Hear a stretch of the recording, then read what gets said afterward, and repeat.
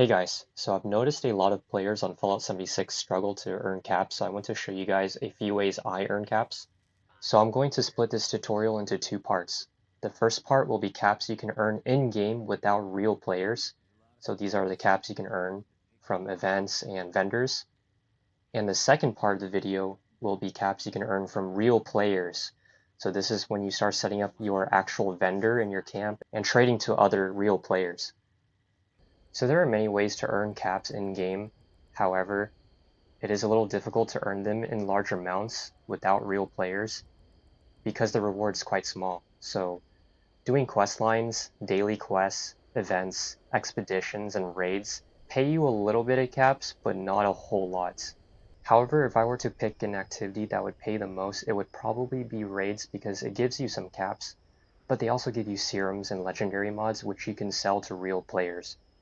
And the only other activity that I see pays well is probably limited time events. So like Halloween events, the alien events, Fastnac, stuff like that. Sometimes they give you plans which are limited time, and then you can sell those plans for a lot of caps. However, all that requires real players. Now that we have that out of the way, now I'm going to show you guys my routine every time I hop on the game. So for those who don't know, all vendors share the same amount of caps. So what I mean by that is, let's say you go to this guy and you look at his caps. So if you look in the bottom right, he has 1400 caps. And now let's see this guy. He has 1400 caps. So if you were to buy or sell from this guy, it'll affect this guy. It'll also affect this guy. It'll affect all in-game vendors in the entire world, or all of West Virginia. So now that you understand how caps work for in-game vendors, let's go ahead and set up your serums. So if you're a newer player and you don't know what serums are, they give you mutations which buff you. And for this tutorial, you do want a certain serum which buffs your charisma a little bit. You can earn them in raids, or you can buy them from player vendors for cheap, because a lot of people have them. Or if you want to do it the more old-fashioned way, you can do the Enclave quest line and learn the plan to make them in a chemistry station. So before we set up the serums, let's make sure you have starch genes, stranger numbers, and class free. So all of this will protect your serums and buff them when you're in a team. So go ahead and do that. And also see if you can join a team. If there are more players, that's good. And the serum you want will be called herd mentality. So if you read it, it says +3 for all special. If you're not in a team with no players, then you're going to have negative special. So make sure you're in a team. And charisma is very important for this, because the higher your charisma, the lower your prices for in-game vendors. There are two perks that also buff your charisma. The most important one is hard bargain. So it gives you +7 when you're buying from in-game vendors. So put that on. And the other one, which everyone seems to ignore, is magnetic personality. So you gain 2 charisma for each teammate excluding yourself. So if you have 4 players in your team, you -1 because you don't count. So that's 3 players times 2 charisma is +6 charisma. So put that on too. So that's 7 plus 6, that's 13 charisma right there. And include the amount of points you put into charisma yourself, that's how much you have. Now if you're a bloodied player, you can run unyielding. As you can see, I am a bloodied player. Unyielding adds +3 to your charisma, so that's +15 if you have a full set. So if you look at my special, you can see it has 31. So 31 is a pretty solid number because the higher your charisma, the lower the prices. So my routine is every time I hop on the game, as you can see, their loot pool is at 1400. It resets each day. In my case, I live in Pacific time, so it would be 10 in the morning for me, but it depends on where you guys are. So what you do is you start the trade and go ahead and just sell everything you don't need. So for me, I have a lot of Radaway, and I probably got a lot of stim packs. Yeah, that's a lot. So yeah, every time you hop on a different day, just try to sell at the vendors so you can earn yourself a free 1400 caps. It's also a good way to free up your stash. Okay, so for those who don't know, there is a cap limit. If you look at my caps, I'm only at 3,000 right now, but eventually you may reach a point where you hit 40,000, which is the maximum in the game. You cannot carry beyond that. Because once you get to 40,000 and you earn caps, you won't keep it. It just gets thrown away. So this is a good time to maybe start buying stuff you don't have. I always tell newer players to buy plans they don't own yet. As you can see, I own all this, but if you're a newer player, just buy plans you don't have.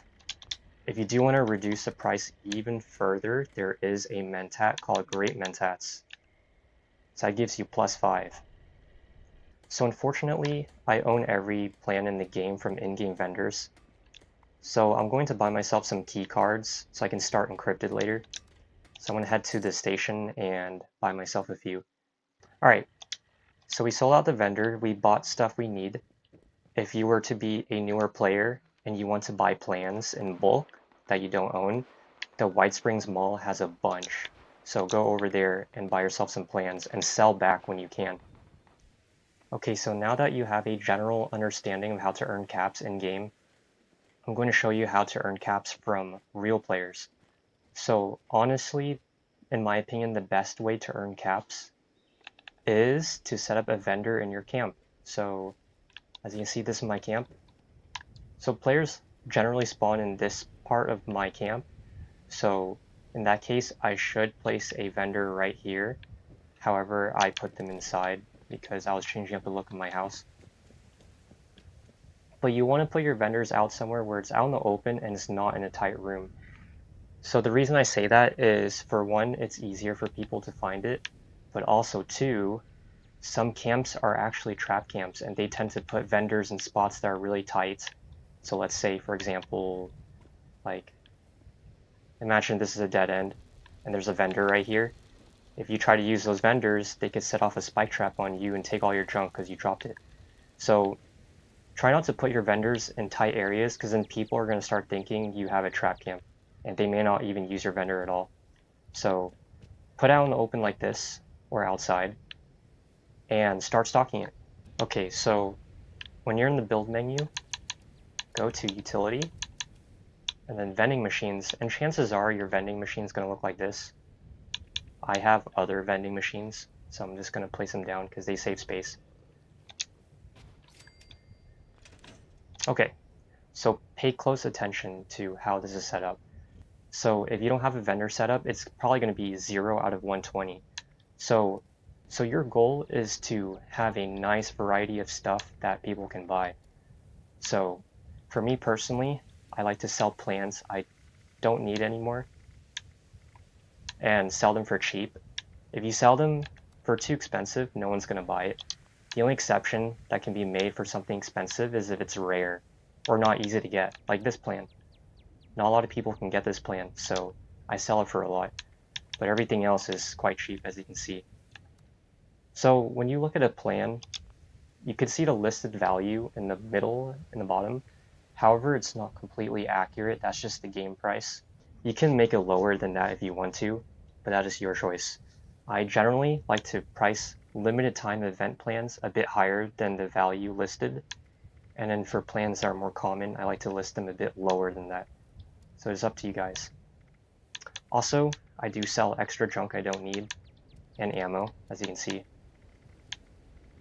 The more you sell, the easier it is to get caps. So let's go ahead and stock these just a little bit.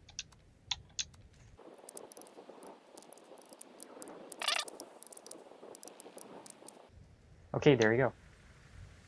So we got a nice variety.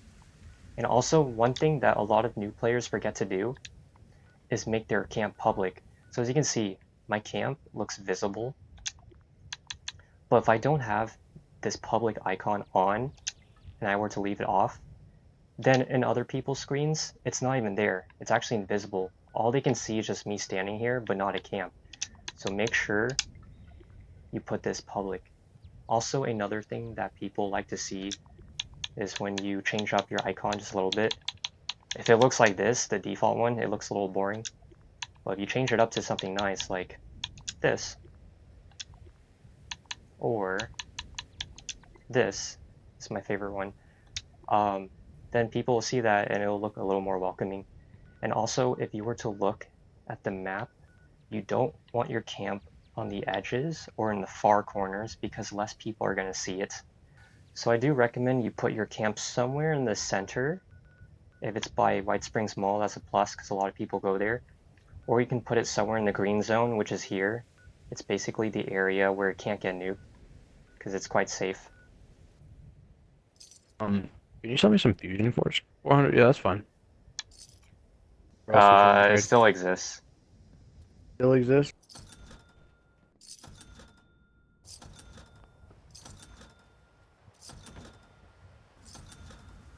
But did he join one of you? Holy free holies. Two of the That's three no- were in. Got reflectors. There's no stopping it, okay? On name of the show.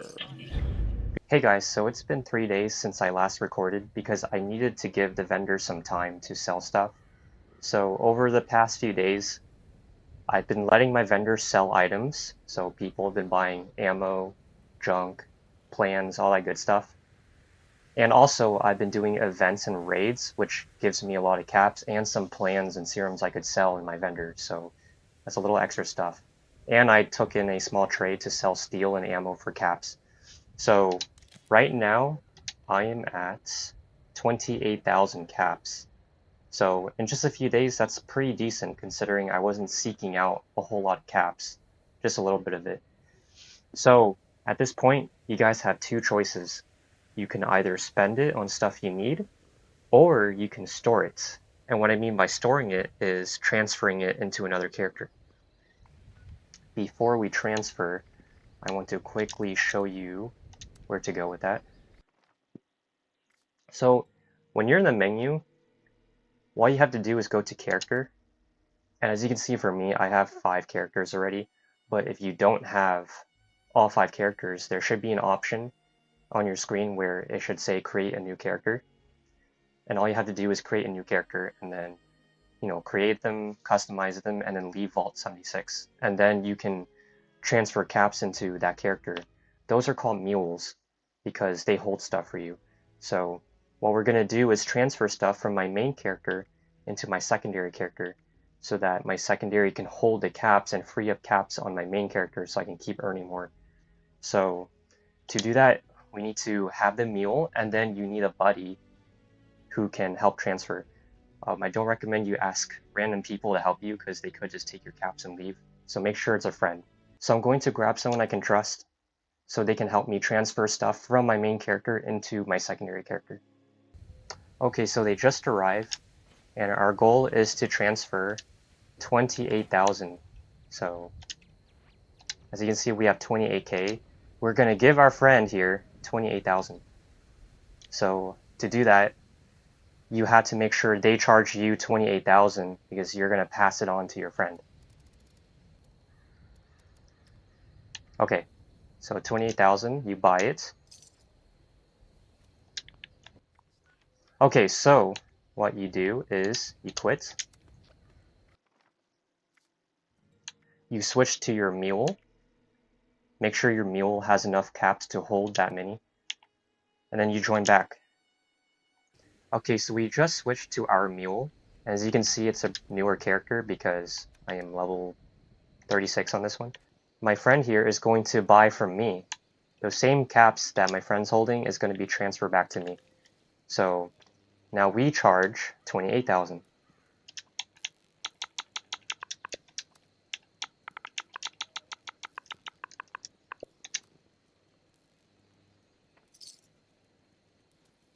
There you go. So we have 31k. We can hold 8,500 more and then we're maxed out. Okay, now let's switch back.